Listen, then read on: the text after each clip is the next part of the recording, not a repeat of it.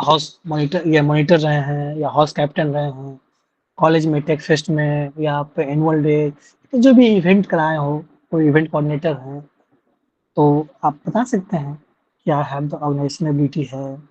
कोई नहीं कराया है फिर भी कुछ सब बच्चे में कुछ ना कुछ पोटेंशियल होता है, कुछ ना कुछ क्वालिटी होती है।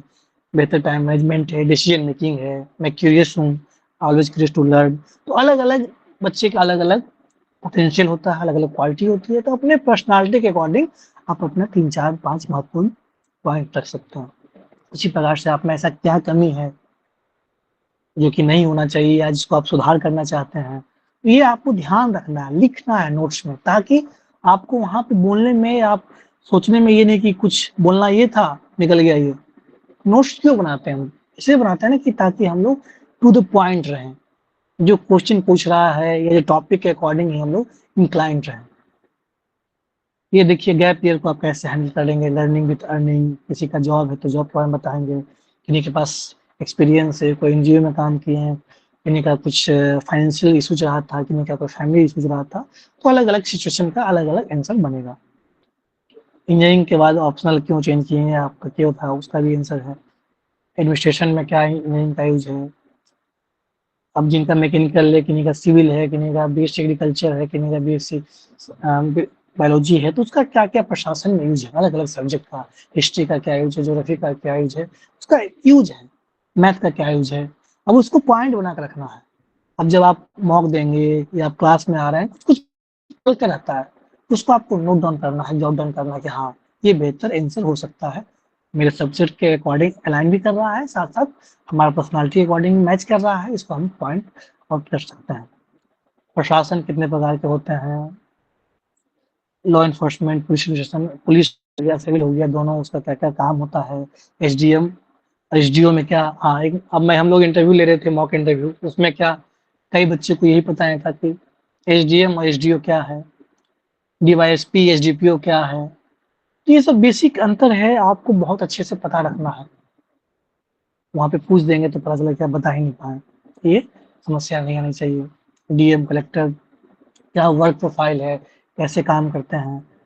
आपकी फर्स्ट प्रायोरिटी मान लीजिए किन्हीं का बीएएस है, किन्हीं का बीपीएस है, किन्हीं का कुछ, किन्हीं का बिहार एजुकेशन सर्विस है, तो क्यों है? उसका एक ऑथेंटिक और एक लगना चाहिए कि हाँ, प्रैक्टिकल या प्रैग्मैटिक रीज़न्स हो। आपका डीएसपी तो क्यों आप हाँ, उसके बाद आके अगर आप मान लिया बीएस चूज़ कर रहे हैं, डीवाईएसपी कर रहे हैं, तो क्यों? उसको बताइए प्रायोरिटीज़, आप क्या-क्या करेंगे? आपका फर्स्ट 3 वर्क क्या होगा? एजुकेशन पे काम करेंगे, वीमेन पे काम करेंगे, हेल्थ पे काम करेंगे, आप जॉब सिक्योरिटी पे काम करेंगे या अभी जॉब अपॉर्च्युनिटीज़ की बात होती है, उस पे काम करेंगे, तो उसको आप अपने आंसर में फ्रेम करेंगे। इसी प्रकार से आप देखिए ये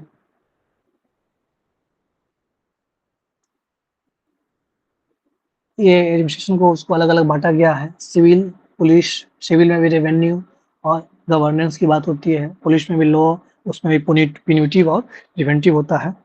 सॉरी, बेसिक टर्म्स स्टेट क्या है, गवर्नमेंट क्या है, गवर्नेंस क्या है, एडमिनिस्ट्रेशन क्या है, ई-गवर्नेंस क्या है, गुड गवर्नेंस क्या है। अब ये बेसिक चीज़ें हैं। पता चला कि आप वहाँ पूछ दिया गया, अच्छा ये बताइए गुड गवर्नेंस और ई-गवर्नेंस, ये बहुत चर्चा में रहता है। बार-बार माननीय प्रधानमंत्री जी बात करते हैं। क्या है?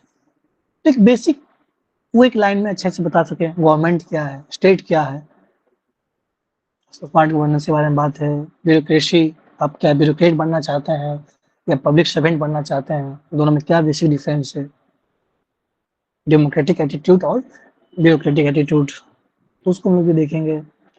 Right to service, citizen charter act, responsibility, accountability में क्या डिफरेंस है, ये हायरार्की है, तो हम अच्छे से देखेंगे।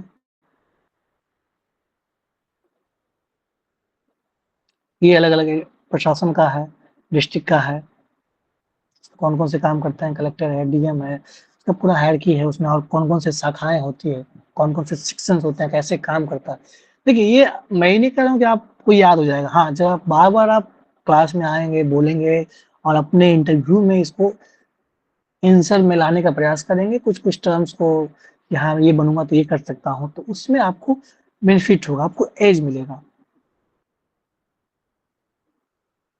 पुलिस एडमिनिस्ट्रेशन उसमें पूरा बताया गया है बाकायदा, उसमें अलग-अलग प्रकार के टाइप होते हैं, ये तो याद रखना ही है। हायरार्की के साथ-साथ पॉलिशिंग, बीट पॉलिशिंग होती है, रेगुलर पॉलिशिंग होती है, कम्युनिटी पॉलिशिंग होती है। तो उसमें अलग-अलग कौन-कौन से स्टेप होते हैं कि जब कोई घटना घटता है तो क्या-क्या प्रयास होना चाहिए और कौन-कौन से जैसे प्रकाश डीजीपी का तो 2006 में गाइडलाइंस आया था।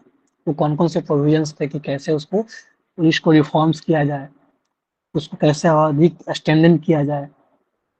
पुलिस एक स्टेट सब्जेक्ट है, लेकिन उसमें कैसे फिर भी उसको और बेहतर किया जाए, उसमें सेंट्रल का कितना इन्वॉल्वमेंट हो, लॉ एंड ऑर्डर वाली बात है। तो उसको कौन-कौन से केसेज़ हैं जो कि स्ट्रेंथन करता है कि पुलिस रिफॉर्म्स को सही करना चाहिए, क्या चुनौतियाँ हैं, अभी जो न्यू टेक्नोलॉजी आ रही है, चाहे एआई है, साइबर सिक्योरिटी है, वो किस प्रकार से टैकल कर रहे हैं, चाहे वो प्रशासन की बात हो या पुलिस प्रशासन की बात हो, दोनों में वही बात है, उसमें कैसे हम टैकल करेंगे। अभी देखिए अरेस्ट, डिटेंशन इसको हम एक क्लास ही लेंगे, क्या-क्या है उसमें क्रिमिनल जस्टिस सिस्टम में कौन-कौन से पार्ट होते हैं, इसको भी हम लोग देखेंगे। ये उसका पूरा क्लास है जिसका फर्स्ट प्रायोरिटी उसको तो पढ़ना ही है, बाकी लोगों को भी जानना है। इसलिए जानना है क्योंकि आप जब एक प्रशासनिक अफ़सर बनते हैं, तो स्वाभाविक सी बात है कि आपको अलग-अलग रोल्स मिलते हैं। तो आप when you have good knowledge, you have good confidence. इसलिए आपको जानना है और ताकि आप इंटरव्यू में बेनिफिट करें और इंटरव्यू के बाद जब आप प्रशासनिक अफ़सर बनते हैं, वहाँ पे भी आपको बहुत एज मिलता है, आप बेहतर परफ़ॉर्म कर पाते हैं, एक बेहतर इन्फ्लुएंस क्रिएट कर पाते हैं, चाहे वो आम जनता के बीच में हो, अपने पदाधिकारियों के बीच में हो, अपने कलीग के बीच में हो, तो ये नॉलेज कहीं बेकार नहीं जाता है। इलेक्शन, इसको भी जानना है। देखिए इसमें पूरा हायरार्की है, क्या-क्या प्रक्रिया होता है, सेग्रीगेशन होता है, वेयर हाउस कैसे वोटिंग के लिए जो चुनाव होता है, उसके लिए कितनी तैयारियाँ करनी पड़ती है, उसके पीछे कौन-कौन होते हैं। बहुत चर्चा में था, प्रिसाइडिंग ऑफिसर रहता है चर्चा में, बीएलओ चर्चा में रहता है, क्या है उसको भी देखना है। क्या-क्या बदलाव किए गए थे इस बार, तो इलेक्शन के बारे में भी ध्यान रखना है, कौन-कौन से आपके क्षेत्र के कंस्टिट्यूएंसी है, तो हम बताएँगे निश्चित रूप से। तैयारियाँ जो होती है उसमें अलग-अलग देखिए वोटर्स कुछ पिक्चर्स भी होंगे, ये मशीन है आपका, ईवीएम मशीन है, वीवीपैट मशीन है ये, तो मतलब आप अवेयर रहेंगे तो बेहतर रहेगा, ये तैयारियाँ चली रही है इसके लिए, पूरी तैयारियाँ की जाती है, इलेक्शन से 1 दिन पहले की,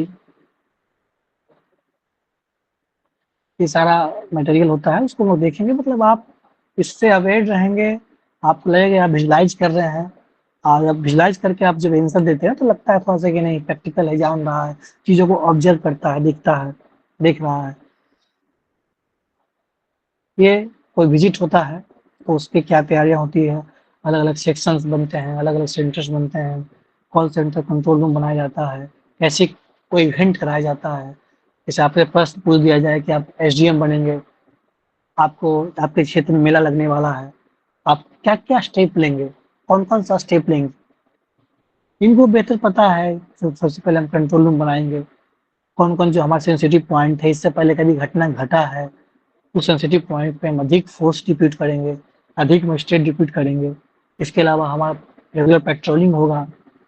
कैसे अधिक से अधिक हम प्रिवेंटिव एक्शन लें और मिनिमाइज़ कर सकें और बेहतर तरीके से संचालन कर सकें। इसमें और कौन-कौन सा सेक्शंस काम करेगा। जैसे मान लीजिए अब हाई प्रोफाइल लोग आ रहे हैं तो उसका अलग-अलग बनता है। पार्किंग का, लॉजिंग का, स्टेज का अलग देखेंगे, सेफ हाउस होगा। जो रिसीव करने जा रहे हैं उसके लिए अलग लाइनिंग ऑफिसर होंगे, तो पूरी तैयारियाँ होती है। आपको प्रशासन में आके यही काम करना होता है। आप कितना बेहतर मैनेजमेंट कर पाते हैं, कितना बेहतर तरीके से लेस रिसोर्स में, जैसे अभी आप कर रहे हैं, कम रिसोर्स में पढ़ाई कर रहे हैं, वही काम यहाँ पे आके करना होता है। आपको लेस रिसोर्स मिल रहे हैं, लेस आपके पास स्टाफ्स हैं, फंक्शनरीज़ हैं, फिर भी आपको बेहतर आउटपुट देना है। इसमें सारा ये है देखिए, पूरा मैप बनाया जाता है, सब इसमें आप देखेंगे।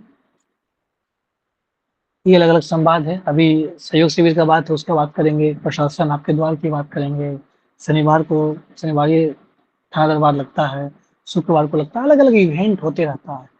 उसको आपने आंसर में इनरोल करने का, इम्प्लीमेंट करने का प्रयास करना है। इसके अलावा जो करंट अफेयर्स होगा, बिहार होगा, सब हम लोग देखेंगे ही। तो ये सारे महत्वपूर्ण चीज़ें हैं, इसको अभी से ही 2-2 घंटा आप समय देंगे, ग्रूम होगा। एसआरटी का भी शायद पीडीएफ नहीं है इसमें, एसआरटी का भी दिखाते हैं। तो एसआरटी का बाकी जो अलग-अलग सब्जेक्ट्स हैं, optional subject, PG subjects, graduation subject, उसका भी क्वेश्चनर हम लोग बना रखे हैं। कुछ जो नए अपडेशन आएँगे उसको भी हम लोग अपडेट करेंगे, तो वो दिखाएँगे। और इतना भी अगर आप कर लेते हैं, तो ठीक-ठाक आपकी तैयारी हो जाती है। इंटरव्यू में क्या है कि नोट्स तो बनाना है, साथ-साथ उसको प्रैक्टिस में लाना है, बोलने की प्रैक्टिस करनी है। जितना बेहतर आप प्रेज़ेंट कर पाएँगे, उतना बेहतर आपका मार्क्स मिलेगा। यही है, बाकी हम लोग देखेंगे। कुछ प्रश्न हो जो मैंने बताया है, ले लेते हैं, फिर हम इस रुपेश सर भी कुछ बताएँगे। रुपेश सर?